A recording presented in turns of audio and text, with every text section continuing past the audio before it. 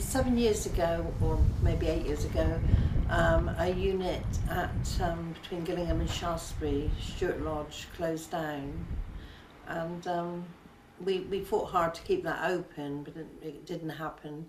So we started a carers group where people could drop in Shaftesbury at the back of Toby's. When we were there, we found that we thought, that we could set up things that people could come in and do, and we started off with computer courses. We still have a drop-in centre at Toby's, but I put in for a big lottery fund, which we were successful to get, and that made it possible to start Hope to Bake and Hope to Grow. So, that's how we got our money to set up. Some people are referred to us, but other people just can come along and join in if they want to. Yeah.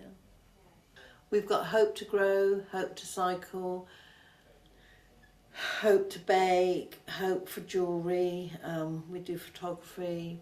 I mean, we're open to anything really that people need, and as long as we can get a reasonably sized group, then we will try and run it for them. At Longmead, we've got the Hope to Bake, Hope to Cycle, and the Hope to Grow runs from here partly. Yeah.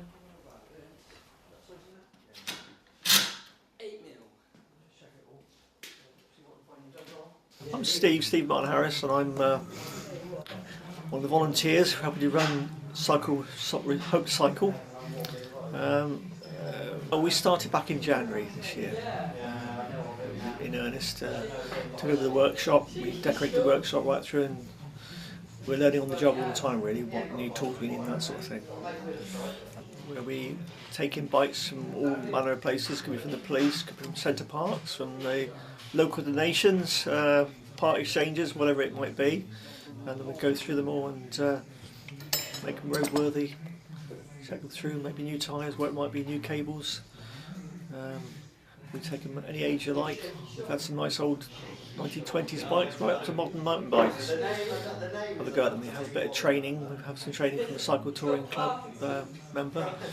I think the idea that we could buy bikes from a place like China for 55, 60 quid or something on one of these sort of cheap places, and within a year or two they're being put in a bin. It's ridiculous, all the pollution and stuff that's being created. A lot of the bikes we take in have very little use, and they've just been used a few times and then left in the shed or whatever, so we have to go through those and get those up together. And they're perfectly good bikes, and why not recycle them, reuse them? Why create more pollution in this world than what we got? That's important to I think that's part of our ethics really, yeah, definitely, as well as job training and that sort of thing. I think I've got lots of successful things that I see over the years, because I've seen people really, their confidence build, they're out there, they're doing work within the community. So I wouldn't like to single one person out, but there are a lot of people that I've seen over the last 7 years that have really gone forward and are doing really well as far as, and that's what it's all about. That's why we do it. So, Angela Kincaid, and I've recently come to work for Hope to Bake. I think we've been here since May of this year, so we're a very young group of people. Our local cafe, John Peel Cafe, normally on a Wednesday, he asks for 3 very, very different cakes. They're fairly big cakes, and so we bake them with volunteers. We bake the cakes and they deliver them to the cafe, and they hopefully get eaten very quickly. And it helps to provide funds for Hope to Bake. And we also do buffet work where volunteers come and help us to make, say, sandwiches or vol au vents, cheese straws. It's very important that people learn how to cook and take care of it. People can make soup, and also knowing how you can make a meal that's not going to cost you a lot of money. So, that's another thing to look at for people.